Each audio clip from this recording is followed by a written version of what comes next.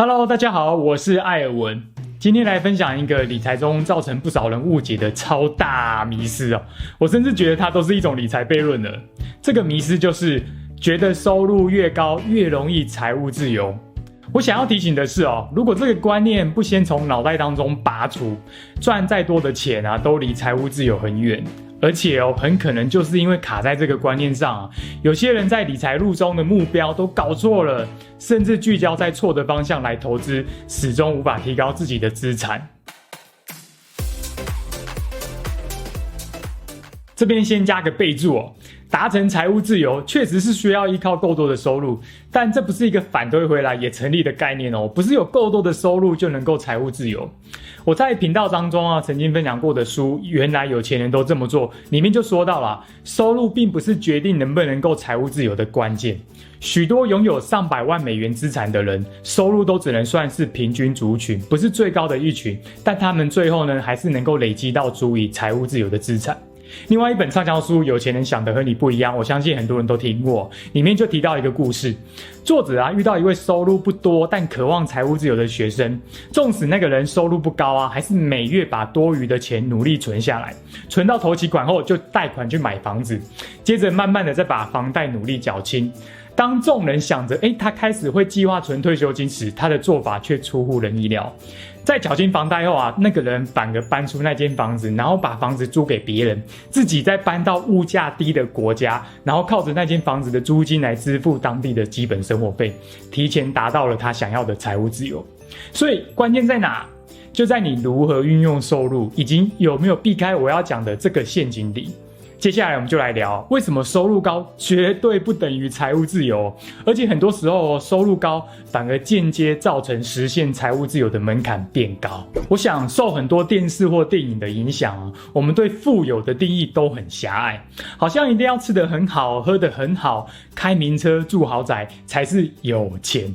当然能够尽情享受生活是很开心的一件事啊，别人想要怎么用钱我们也不需要去干涉啊，但不是一定要过奢华的生活才是有钱哦，这点一定要记住。只是为什么有人会误以为达成财务自由的前提是赚到收入必须够高呢？其中一个原因就是把衡量财务多寡的基准呢搞混了。我这边举一个例子哦，假设你为了维持生活，每个月的基本花费是台币2万元好了，那么对你来说啊，一个月收入能够有50万元的人，当然看起来更容易财务自由是吧？但是这都只是数字上比较而已，有一个现实的情况或许你也漏掉了，收入越高的人在食衣住行娱乐上的平均花费也会越高。另外收入变高以后啊，让人想花钱的机会也会变多，一个人的生活开销往往跟收入是成正比的关系，是吧？你以前收入还不够的时候啊，自己看别人买高单价的东西也只能羡慕而已啊，顶多我们想一想就过了嘛。可是一旦有了收入之后呢，收入变多了，你就等于有那个机会去买，钱也就莫名的被花掉。就好像那个铁锤跟钉子的比喻啊，一个手上拿着铁锤的人看什么都像是钉子，你赚来的钱就是手上的铁锤，有了铁锤就会想要敲钉子，有了钱就会想要买东西。你想想看哦，你现在的消费跟学生时候的你比，或是刚出社会的时候的花费有多少的不同？所以有个观念要知道，财务的多寡是个相对的概念。台币50万元当然是很高的收入了，但如果拿去跟更有钱的人比呢？我举个极端的例子，如果是拿50万去支付比尔盖茨的生活费，那可不是财务自由，那是财务自卑。我想啊，比尔盖茨家里面光是水电费可能一个月就超过50万了，不是吗？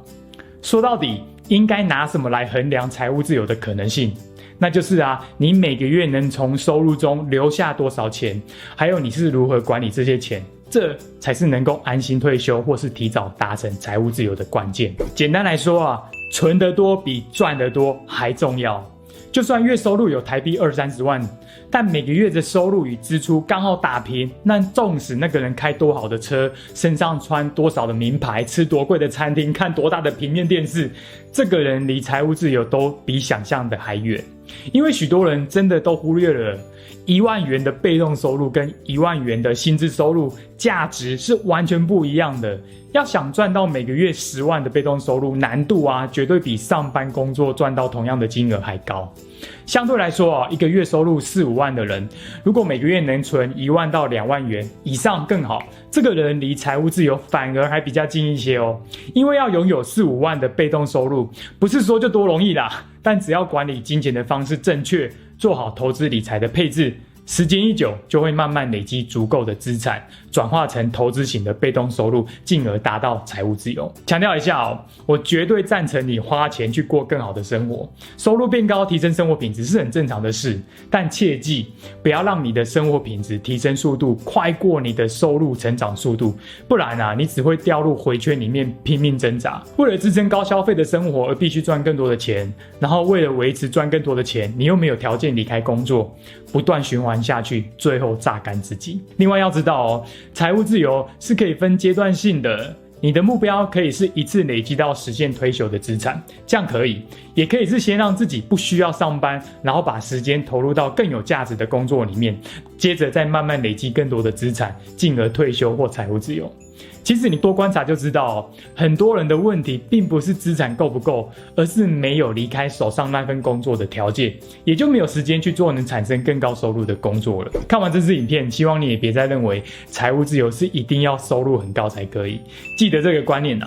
通往财务自由的路上，并非由你的收入来决定。收入高是可以加快财务自由，收入不高也能够实现财务自由。只要你控制好现在的享乐欲望，可忍耐住短期的痛苦，不要小看存钱的力量，有耐心采取稳定的投资，你就是一步步在接近财务自由。